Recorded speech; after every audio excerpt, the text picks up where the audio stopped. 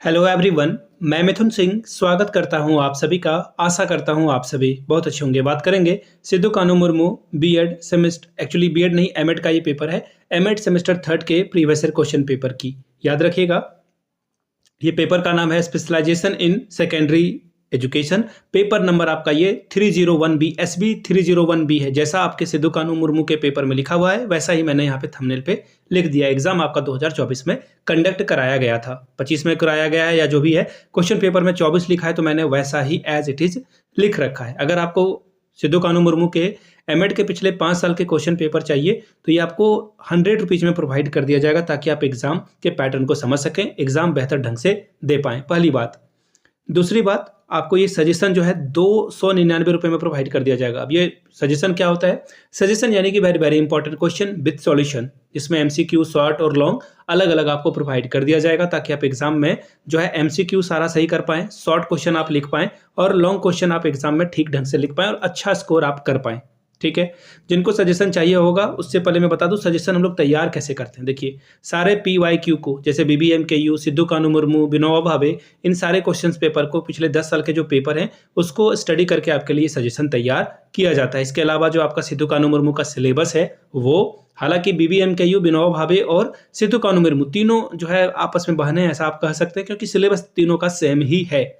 एक और बात, ये हुआ 10 साल का पेपर सिलेबस। इसके अलावा जो लेटेस्ट एग्जाम पैटर्न है, अभी फिलहाल क्या पूछा जा रहा है, उसके आधार पर सजेशन तैयार किया जाता है। बाकी मेरा खुद का एक्सपीरियंस, मैं खुद एमएड बीएड कर चुका हूँ, नेट एजुकेशन की मैं तैयारी कर रहा हूँ।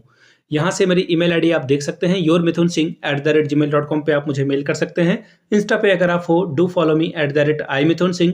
बाकी आप मुझे व्हाट्सअप कर सकते हैं 7979054474 पे। तो चलिए, Sido Kanhu Murmu M Ed semester third के PYQs को हम लोग देखेंगे कि किस तरह के सवाल यहाँ पर पूछे गए थे, और एक एक करके जो है हम सारे क्वेश्चंस को देख लेंगे कि किस तरह के सवाल यहाँ पर आए हुए थे 2024 में।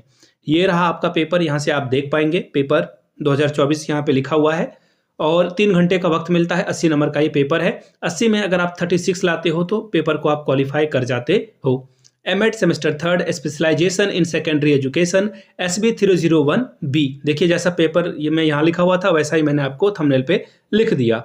अब आगे देखिए, सेक्शन A जो कि ऑब्जेक्टिव टाइप के सवाल हैं, इसे आपको सॉल्व करना है, और हर एक सही जवाब के लिए आपको 2-2 नंबर रिवॉर्ड के तौर पर मिलेगा। टोटल 10 क्वेश्चन आपको यहाँ पे देखने को मिल जाएगा। ठीक है, अब यहाँ से देख लीजिए, एक एक करके मैं क्वेश्चंस आपके लिए पढ़ देता हूं, ताकि आपको सारा आइडिया लग पाए कि किस तरह के सवाल यहाँ पर पूछे गए थे। ठीक है, एक और बात ध्यान में, एक बात को और रखना है आपको कि जब भी आप MCQs वगैरह सॉल्व करें तो एलिमिनेशन मेथड का यूज करेंगे। एलिमिनेशन मेथड का कहने का मतलब ये है कि आप जो ऑप्शन है, जो लगता है कि आंसर नहीं होना चाहिए, उसे कट भी करते जाएंगे, ताकि आप जो है अच्छे से आंसर कर पाएं। तो ये बहुत ज़रूरी होता है, इसलिए मैंने आपको बता दिया। मैंने खुद जो है ये सारी चीज़ों को करके रखा हुआ है, इसलिए आपको ये सारी बातें मैं बता पा रहा हूँ। ठीक है, चलिए पहला सवाल देखते हैं क्या है। Question number 1। क्वेश्चन नंबर 1 को हम लोग सॉल्व करेंगे। Very first question is, what is the objective of a pre service teacher? First option is to develop professional skill, to develop interest, to develop understanding, और आखिरी option है all of the above. देखिए, अभी तक आपने ना जब भी बीएड वगैरह का पेपर दिया होगा तो आपको इतना आइडिया लग गया होगा कि ये जो आंसर है वो होना चाहिए ऑल ऑफ द अबव। ऐसा मैं क्यों कह रहा हूँ? देखिए, टीचर का उद्देश्य ऑब्जेक्टिव के बारे में बात कर रहा है। अब बताओ, प्रोफेशनल स्किल क्या डेवलप करना गलत बात है टीचर के लिए? बिल्कुल सही बात है। इंटरेस्ट डेवलप करना गलत बात है क्या? सही है ये। तो डेवलप अंडरस्टैंडिंग, ये भी सही है। तो इसका आंसर क्या हो जाएगा? All of the above is the right answer. अगला सवाल देखिए क्या है, question number B। Orientation course is designed for newly appointed teacher, seasonal teachers, weak teachers, for all teachers। देखिए, इसको भी आप जो है आराम से कर पाएंगे। ये बड़ा ही आसान सा सवाल है, इसको भी आप आराम से कर पाएंगे।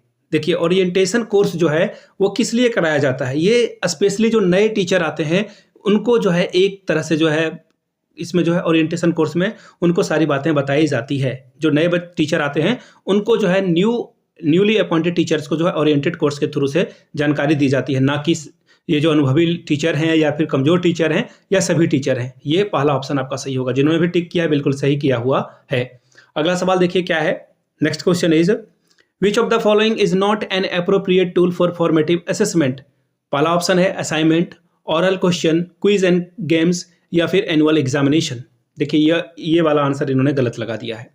मैं हिंदी में पढ़ देता हूँ सवाल। पहला देखिए सब क्वेश्चन क्या है, निम्न में से कौन सा रचनात्मक, देखिए रचनात्मक कितनी अच्छी बात है, बात की जा रही है फॉर्मेटिव असेसमेंट की, यानी कि आप किसी बच्चे को कोई चैप्टर पढ़ा रहे हो या कोई लेसन पढ़ा रहे हो और उसके साथ आप फीडबैक भी ले रहे हो, तो इससे क्या होगा, बच्चा ठीक से समझ पाएगा उस चीज़ को और फिर फीडबैक लेकर आप उसे पढ़ाना शुरू करते हो। माइक्रो टीचिंग में भी यही होता है कि आप बच्चे को पहले क्या करते हो, टीच करते हो, बच्चे को टीच करते हो, फिर फीडबैक लेते हो और फिर रैपिड एक्शन लेकर के फिर रीटीच करते हो कि बच्चे में क्या कमी रह गई थी उसको आप दूर करने की कोशिश यहाँ पे करते हो रीटीचिंग में। ठीक है, तो यहाँ पे देखिए रचनात्मक आकलन यानी कि पढ़ाई के दौरान ही जो है आप चीज़ों को ठीक करने की कोशिश करते हो, तो असाइनमेंट देकर आप ये काम नहीं कर सकते हो। ठीक है, असाइनमेंट देकर के काम एक्चुअली उचित उपकरण कौन सा नहीं है, तो असाइनमेंट गलत मांगा जाता है। ठीक है, यहाँ पे है ऑरल क्वेश्चन, ये भी हो सकता है। क्विज एंड गेम्स ये थोड़ा सा डिफिकल्ट है क्योंकि इसके लिए आपको तैयारी करने की जरूरत पड़ेगी। फिर है एनुअल एग्जामिनेशन, देखिए ये जो फॉर्मेटिव असेसमेंट है ना, इसका नहीं बल्कि ये समेटिव असेसमेंट का एग्जाम्पल है जो 6 या फिर साल भर में एक बार में होता है, उसका ये एग्जाम्पल है। तो यहाँ पे जो सही आंसर हो जाएगा वो हो जाएगा ऑरल क्वेश्चन। आप फटाफट पूछ लोगे, जैसे सपोज कर लो आपने बच्चे को जो है पार्लियामेंट के बारे में पढ़ाया और आप पार्लियामेंट से रिलेटेड सवाल भी पूछ लेते हो लगे हाथों। अगला सवाल है, अगला क्वेश्चन देखिए क्या पूछा गया है, बड़ा ही आसान सा सवाल है। NEP 2020 इज स्ट्रक्चर, या फिर आप इसे कहें the framework of NEP 2020 is, यानी कि NEP 2020 की रेखा क्या है, तो 5 + 3 + 3 + 4। ठीक है, फिर से सुनिएगा, 5 + 3 + 3 + 4, इसका ऑप्शन 2 होगा। जिन्होंने भी टिक किया है बिल्कुल सही किया है। ठीक है, अब देखिए अभी जिसके बारे में मैं बात कर रहा था वही सवाल यहाँ पर फिर से एक बार आ गया। समेटिव असेसमेंट इज डन, योगात्मक आकलन कब किया जाता है, ड्यूरिंग ट्रेनिंग, बिफोर ट्रेनिंग, या फिर at end of the training, या फिर बोथ। तो देखिए कभी भी ड्यूरिंग ट्रेनिंग नहीं किया जाएगा, समेटिव जो है बाद में किया जाएगा, सबसे आखिर में आप जो है ये ट्रेनिंग करते हो। सारे चैप्टर आपने पढ़ा दिए, चैप्टर 1, 2, 3, 4, 5, और लास्ट में आप एग्जाम लेते हो, उसे ही हम लोग समेटिव असेसमेंट कहते हैं। फॉर्मेटिव असेसमेंट पढ़ाई करा रहे हो, जो कमी रह गई उसे आप दूर करते हो। अभी मैंने ऊपर में ये सवाल कराया था, तो ऑप्शन 3 आपका सही होगा। आगे देखिए, बड़ा ही आसान सा सवाल है। Secondary education commission was established in, यानी कि माध्यमिक शिक्षा आयोग की स्थापना कब की गई थी, तो देखिए सितंबर 23, 1952 में, यानी कि डेट भी मैं बता देता हूं, हो सकता है कि अगले बार ये आ जाए, तो 23 सितंबर और 1952 को 1952 में ये जो है इसकी शुरुआत की गई थी। ऑप्शन 3 आपका सही होगा। अगला सवाल है, who made teaching machine first, यानी कि सर्वप्रथम जो है शिक्षण मशीन किसने बनाई थी, तो याद रखिएगा ये जो है सिडनी एल प्रेसी के द्वारा जो है ये तैयार किया गया था। ऑप्शन 4 आपका सही जवाब होगा। अगला सवाल question number H, refresher course is related to, ठीक है, pre service, in service, post service, या फिर सभी के लिए। रिफ्रेशर कोर्स जो है वो क्या करता है, ट्रेनिंग प्रोग्राम दिया जाता है जिसमें अपडेट और रिइंफोर्स किया जाता है आपके नॉलेज को। ठीक है, तो जो पढ़ा रहे हैं उन्हीं को ये कराया जाता है। ठीक है, जो सेवा में हैं अभी फिलहाल सेवाकालीन है, उनको जो है बीच बीच में ट्रेनिंग की जरूरत पड़ती है। अगला सवाल, NCERT logo has 3 swans which symbolize the integration of 3 things. These things are, यानी कि NCERT के प्रतीक चिन्ह यानी लोगों में 3 हंस हैं जो कि तीनों चीजों के प्रतीक हैं। वो 3 प्रतीक क्या क्या हैं, ट्रेनिंग, टीचिंग, इंस्ट्रक्शन यानी कि प्रशिक्षण, शिक्षण और अनुदेशन। दूसरा है research, development, training and extension, शोध, विकास, प्रशिक्षण और विस्तार। तीसरा है टीचर, लर्नर और करिकुलम, या फिर अगला ऑप्शन जो है ट्रेनिंग, करिकुलम एंड टीचिंग। तो देखिए इसका जो सही जवाब होगा, पहला होगा रिसर्च, डेवलपमेंट, फिर होगा ट्रेनिंग और फिर आखिर में आएगा एक्सटेंशन। तो ऑप्शन जो 3 है आपका, ऑप्शन नंबर जो 2 है वो आपका बिल्कुल सही है, यानी कि शोध एवं विकास, प्रशिक्षण एवं विस्तार करना। आगे बढ़ेंगे, question number J, continuous CCE की बात कर रहा है ये। CCE यानी कि सतत विकास आपका जो है होना चाहिए। कहाँ पर भाई, स्कूल एजुकेशन में, स्कूली शिक्षा में सतत एवं व्यापक मूल्यांकन की शुरुआत की गई थी किसके द्वारा, CCE की शुरुआत कहां से की गई थी, किसके द्वारा की गई थी, ये सवाल है। ठीक है, तो देखिए CCE की जो शुरुआत है वो की गई थी CBSE के द्वारा। अब आप लोग जो है, मैंने 10 क्वेश्चन बता दिया, आप लोगों से एक रिक्वेस्ट रहेगा, CBSE का फुल फॉर्म जो है आप नीचे कमेंट करके बताएंगे, तो ऑप्शन 3 आपका सही हो जाएगा। अब देखिए सेक्शन B में हम लोग आ चुके हैं। सेक्शन B में देखिए कैसे सवाल पूछे गए हैं, एक एक करके देखेंगे इसे हम लोग। पहला सवाल देखिए सेक्शन B में है, 4 सवाल को आपको सॉल्व करना है, 5 चौके 20 यानी कि 5 4 7 20 स्कोर आप कर सकते हैं। पहला सवाल, discuss the process of a teaching learning of adolescents in secondary level. माध्यमिक स्तर पर किशोरावस्था की शिक्षण अधिगम प्रक्रिया का वर्णन करें। बीएड में भी आपने इसके बारे में पढ़ा होगा। यहाँ पर बस एक चीज जो है यहाँ पे लिख दिया गया secondary level. Question number 3, describe the work of a continuous and comprehensive evolution, यानी कि सतत एवं व्यापक मूल्यांकन के कार्यों का वर्णन करें। चौथा सवाल, discuss the problem of a girl education in secondary level. माध्यमिक स्तर पर बालिका शिक्षा की समस्याओं का उल्लेख कीजिए। पांचवा सवाल, explain the principle of school curriculum development at secondary level. माध्यमिक स्तर पर पाठ्यक्रम विकास के सिद्धांतों की व्याख्या कीजिए। छठवां सवाल, what do you mean by formative and summative assessment. मैंने आपको अच्छे से समझा दिया, इसके ऊपर एक डेडिकेटेड वीडियो भी जल्द ही बन जाएगी। रचनात्मक और योगात्मक मूल्यांकन से आप क्या समझते हैं, इसके बारे में बताएं। क्वेश्चन सी की ओर बढ़ेंगे, ग्रुप सी की ओर। लॉन्ग टाइप के सवाल पूछ लिया गया है। यहाँ पर 4 क्वेश्चंस का आपको आंसर करना है और 10 चौके 40 नंबर आपको यहाँ से मिलेगा। पहला सवाल, describe the nature, scope and function of a secondary education. माध्यमिक शिक्षा की प्रकृति, क्षेत्र और कार्य प्रणाली का वर्णन करके बताइए। आठवां सवाल, describe in detail the problem of universalization and alternative schooling at secondary education. माध्यमिक शिक्षा के सार्वभौमिकरण और वैकल्पिक स्कूली शिक्षा के समस्याओं का उल्लेख करें।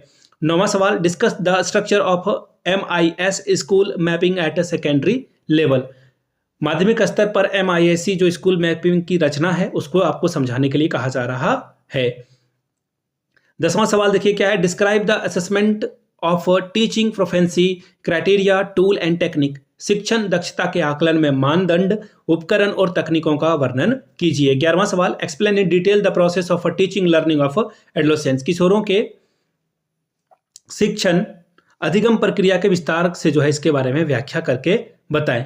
अगला सवाल 12वां सवाल, discuss the organization and regulation of internal assessment in pre service teacher education PST के बारे में आपको बताने के लिए कहा जा रहा है। सेवा पूर्व शिक्षक के आंतरिक मूल्यांकन के संगठन और विनिमय का वर्णन करें। तो ये था आपका पेपर, कौन से सेमेस्टर का, सेमेस्टर 3 का ये क्वेश्चन पेपर था। मैं फिर से दोहरा दूं, सिद्धू कानू मुर्मू के या फिर अलग यूनिवर्सिटीज के बीएड 3rd सेमेस्टर के क्वेश्चन पेपर आपको जो है 100 रुपये में प्रोवाइड कर दिया जाएगा PYQ। और दूसरी बात, सजेशन आपको 299 में है, जिसमें PYQ के साथ साथ जो है इंपॉर्टेंट क्वेश्चन का आंसर आपको प्रोवाइड कर दिया जाएगा। यहाँ से मेरी email ID आप देख लें, yourmithunsingh@gmail.com पे आप मुझे मेल कर सकते हैं। इंस्टा पे अगर आप हो, डू फॉलो मी @imithunsingh। बाकी आप मुझे व्हाट्सअप कर सकते हैं 7979054474 पे। वीडियो को यहाँ तक देखने के लिए आप सभी का बहुत बहुत शुक्रिया। Have a good day.